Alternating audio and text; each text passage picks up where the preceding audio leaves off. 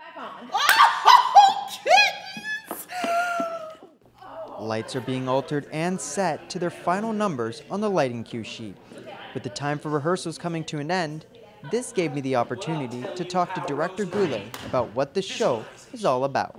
So the name is called SelfHelp, and the plot is that it's two actors who have decided to embark on a new journey, becoming self-help gurus, but they're essentially sham artists because they're making things up as they go, and it's just a lot of rhetoric. And so they make it famous, and they have some encounters with one of their employees who dies on site, and so now they have this body that they're trying to navigate while not losing their fame and their fortune, and now they have police coming and looking to inspect the property.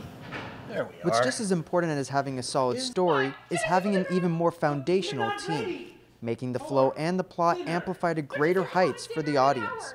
Goulet told me why she is so confident about this group. I just really thought that these people would work really well together. Their comedy timing was really good, and they're just really well suited for the role. So I'm really excited. This cast ensemble is very, very strong, really funny, and the audience is really in for a good show. What better way to see what the team is like than talking to the lead actors Terry Haynes and Jonathan Germain, who attempt to hide a very sudden and surprising death from some very nosy investigators. We'd love to hear it, Ruby, but now is not a good time. Not a good time? Germain was curious about trying out for the Canal Side Players and attempting new things, leading him to take on his role as Hal Savage. Norm Foster, who's the author of the play, is very well known.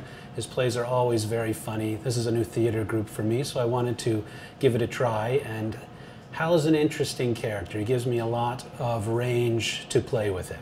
Haynes chose this opportunity for the love of the play and was willing to take on any role, but found herself falling in love with Cindy Savage overall.